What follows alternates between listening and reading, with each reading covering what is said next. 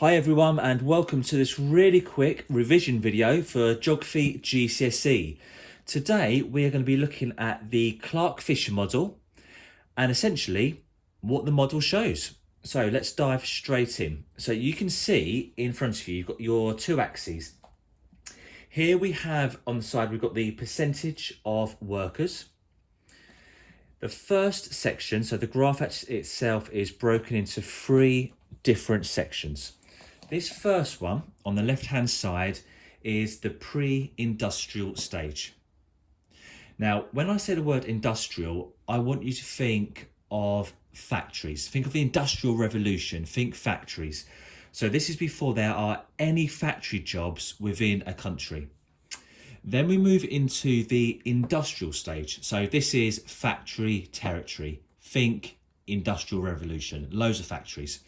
And then we have the post-industrial stage. Now, these three stages are all linked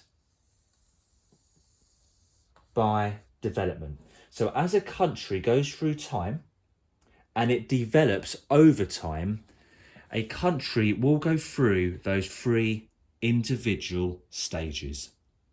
So the UK, for example, we first started in the pre-industrial stage. We then developed, we had the Industrial Revolution, we was in the industry stage, and now we are, of course, in the post-industrial stage. So that's the structure of the model. Now, there's 4 lines to go onto this graph, and those 4 lines represent the 4 different employment sectors. And of course, those sectors are primary, secondary, tertiary, and quaternary. So let's dive straight in with the first one, and that is primary.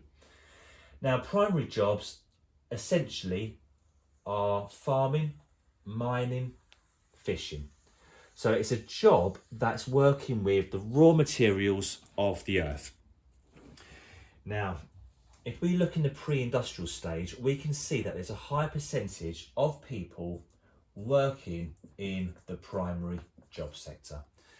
So primary jobs would be things like I said, farming,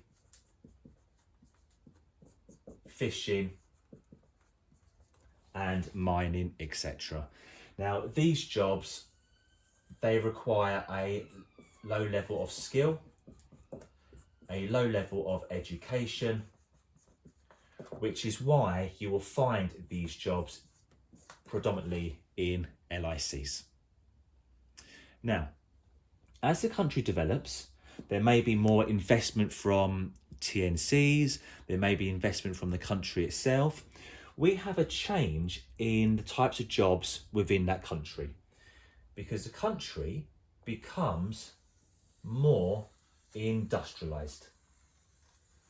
So this line here is representing the secondary jobs.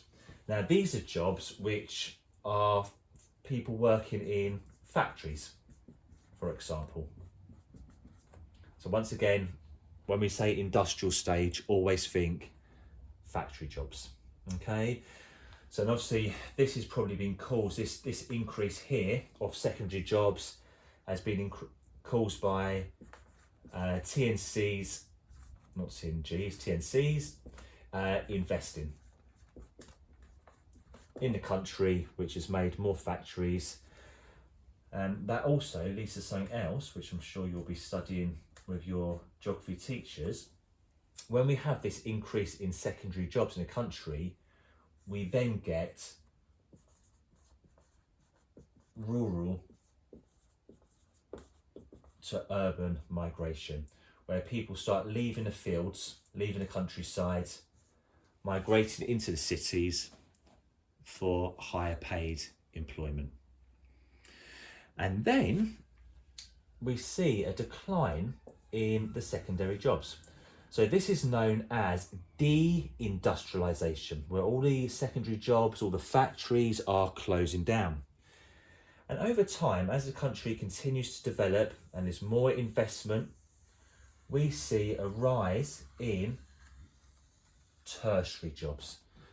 Now, a tertiary job is any job that provides a service. So for example, you know, there's loads that you could have someone in the police force, you could have a teacher, etc. All right, so anyone that provides a service to society works in the tertiary job sector. And of course, you know, the difference between tertiary jobs and primary, where down here we spoke about, you know, primary needs a low level skill, low level of education. It is, of course, it's the opposite in the tertiary sector. So tertiary is a higher level of skill, higher level of education, which means that this country now is most certainly going to be a high income country. So LIC's here, high income countries on the far end in the post-industrial stage. And here we would call this sort of country a NEE, a newly emerging economy. And there's one more line to put onto this graph, and it goes right down here in the corner. Hopefully the cameras can see this and picks it up. This is our quaternary line. So quaternary is the fourth employment sector, and these are jobs which are very high level skilled jobs. You need a high level of education. For example, something such as a medical scientific researcher. So not a job that everyone in society is going to do. But what this shows in the country, this increase in quaternary jobs, is that the country really is developing, and it is definitely becoming more advanced. So there it is, the Clark-Fisher model, which shows the changes to employment as a country develops. So in summary, 3 stages: pre-industrial stage, industrial and post-industrial.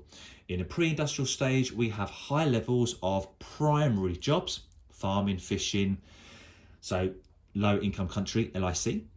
And then as this begins to be more investment from TNCs, there's an increase in secondary jobs, so factories, which leads to rural to urban migration. So people leave the countryside, move into the cities to work in the factories. And then over a bit more time, there is deindustrialization. So there's a decline in secondary jobs, more investment from TNCs, and we get an increase in tertiary jobs. So this is most certainly now going to be a HIC. And as the country becomes really advanced, we get an increase in our quaternary jobs. There you go. Hopefully that was nice and simple. If this video is useful, please do subscribe to the channel, give this video a like, and please do share with somebody else. Thanks for watching.